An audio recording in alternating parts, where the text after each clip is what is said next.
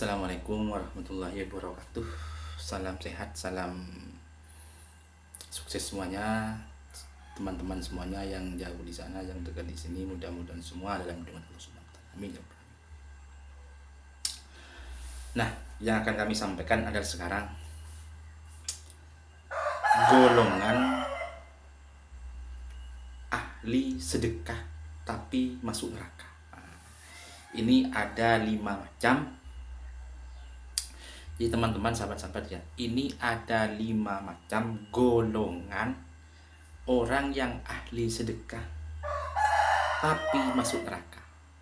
Ya, mudah-mudahan kita semua tidak termasuk di yang 5 golongan ini. Nah, apa saja teman-teman? 1.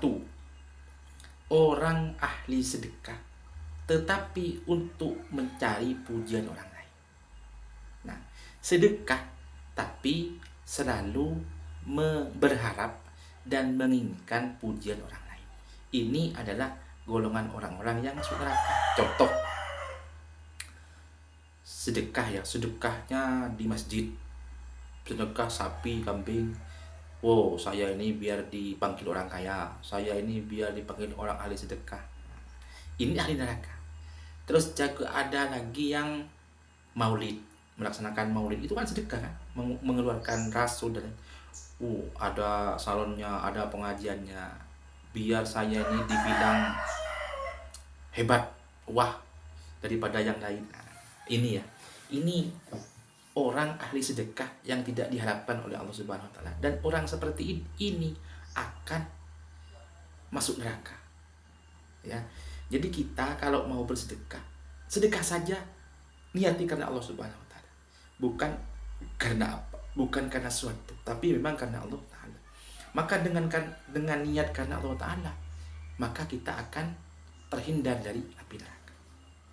Mudah-mudahan ya kita bisa mengamalkan dengan saling mengingatkan seperti ini. Itu yang pertama. Yang nomor 2 adalah menunda sedekah. Menunda sedekah. Jadi menunda sedekah. Oh, saya sedekah tahun depan lah, tahun sekarang tidak bisa sedekah saya, karena saya eman buat ini. Nah, ini menunda sedekah. Jadi apa yang saya amalkan, kita sedekah saja sesuai kemampuan kita.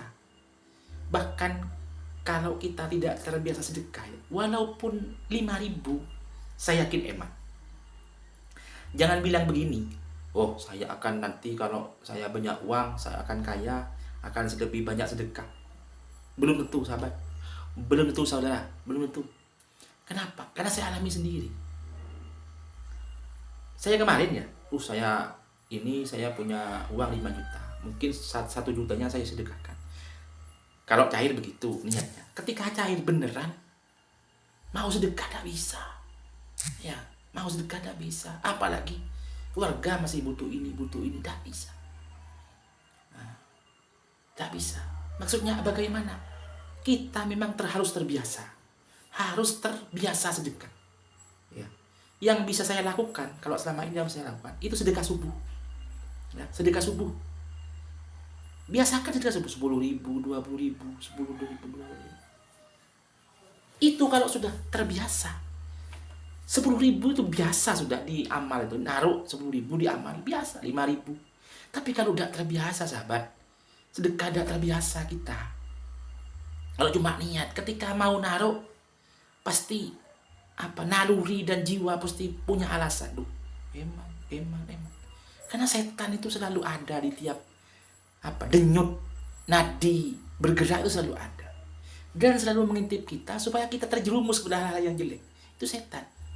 Dan hebatnya setan selalu istiqomah, selalu setia, tidak pernah mundur. Ini setan. Jadi kalau manusia punya sifat seperti setan, sifat keangkuhannya ini luar biasa. Setan tuh diginikan, digitukan, setan tetap ada dalam diri dan tubuh kita, tetap ada. Selalu menghantui kita. Ya, luar biasa setan. Luar biasa. Jadi kita itu memang harus terbiasa sedekah. Walaupun 5.000, 10.000, harus terbiasa. Karena kalau belum terbiasa, maka semakin bisa untuk bersedekah. Sama dengan orang sholat. Ya, mungkin jauh di sana juga sulit melakukan sholat. Tapi yang terbiasa sholat, cuma sholat gitu aja. Iya, karena terbiasa, sahabat. Kalau memang tidak terbiasa sholat, sulit loh. Sulit.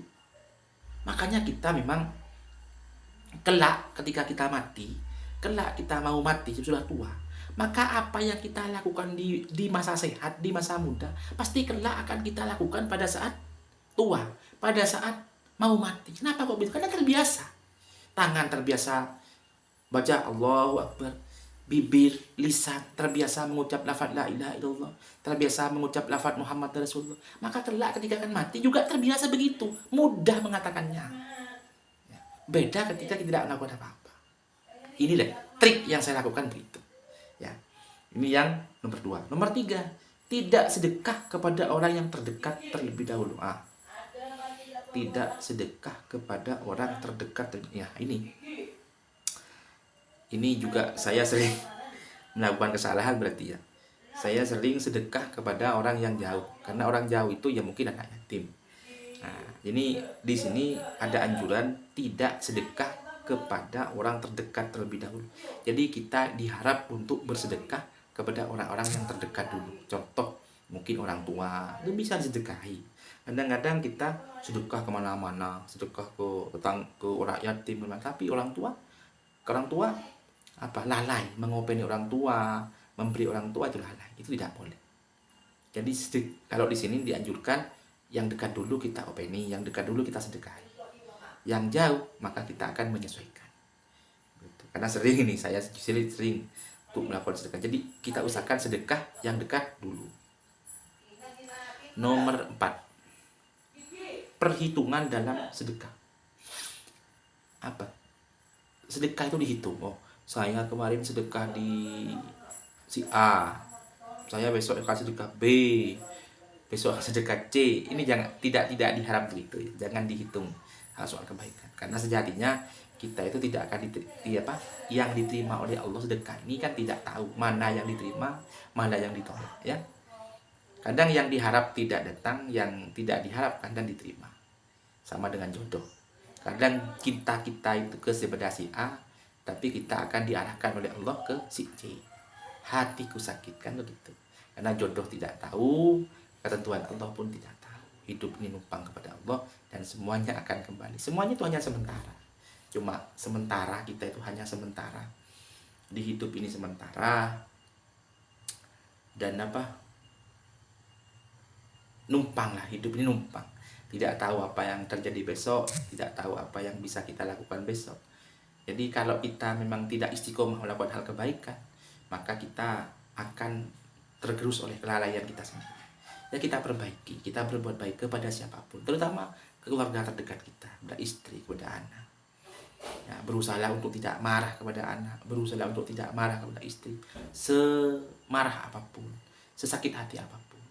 Ya, karena memang hidup ini adalah ujian, hidup ini memang tantangan.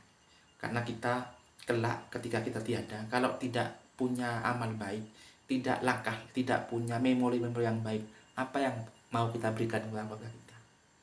Begitu ya. Ini yang saya perjuangkan hari ini. Mungkin sahabat-sahabat, teman-teman yang ikut berjuang dalam hal kebaikan, mudah-mudahan diberikan kekuatan oleh Allah Subhanahu wa taala. Karena memang hidup ini perjuangan.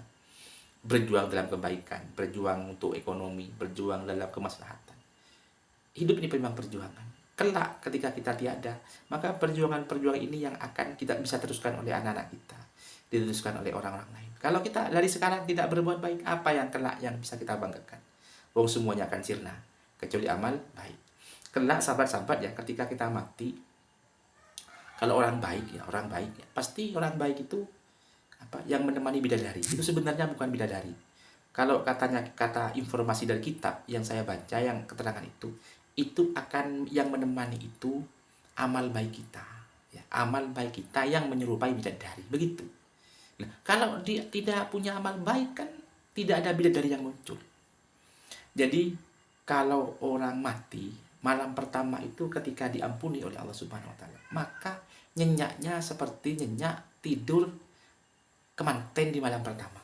Bagaimana indahnya seseorang tidur ketika tidur dengan seorang perempuan, gadis cantik, dan itu malam pertama. Kan indah, senang kan? Nah, itu yang terjadi ketika jenazah alam kubur itu yang diampuni oleh Allah. maka nyenyaknya seperti malam pertama ketika jadi kemanten. Nah, ini apa? Ini yang apa namanya? Ini kalau kita mayit diampuni oleh Allah. Alangkah indahnya. Jadi nanti yang menemani kita itu bidadari, tapi bidadari itu bentukan dari amal baik kita. Kalau amal baik kita itu banyak, maka akan terbentuk bidadari. Nah, bidadari itu yang akan menemani kita selama di alam kubur. Apalagi kelak pasti juga akan ditemani bidadari. Masuk ya. Ini yang bisa kita sampaikan. Terus terakhir nomor 5, suka mengukit sedekahnya. Nah, kemarin saya sudah banyak konten-konten sebelumnya, jangan terbiasa mengukit apa yang disedekahkan, jangan. Karena yang disedekahkan itu sudahlah, jangan apa yang kita berikan jangan diukit-ukit. Karena kalau diukit-ukit maka sama dengan kita membuang ludah, dan ludahnya diambil lagi oleh lisan kita. Itu kan tidak bagus. Mudah-mudahan kita termasuk orang-orang atau hamba-hamba yang mampu melakukan kebaikan dan istiqomah dalam hal kebaikan. Kita bisa berbuat baik kepada siapapun, merangkul siapapun, termasuk keluarga kita, orang-orang sekitar kita. Karena ketika kita sudah mati, yang bisa kita berikan, yang bisa kita dambangkan hanyalah amal baik, amal soleh yang bisa kita lakukan selama hidup. Mudah-mudahan manfaat, mudah-mudahan barokah. Apa yang saya sampaikan, sekali lagi mohon maaf, bukan saya menggurui, ini hanya bentuk berbagi saja. Mudah-mudahan dengan berbentuk bagi ini kita bisa saling melengkapi, saling menyempurnakan. Kami akhiri, wallahul muwaffiq ila aqwamit thoriq. Assalamualaikum warahmatullahi wabarakatuh. Salam sehat semua, juga salam buat keluarga semuanya. Amin.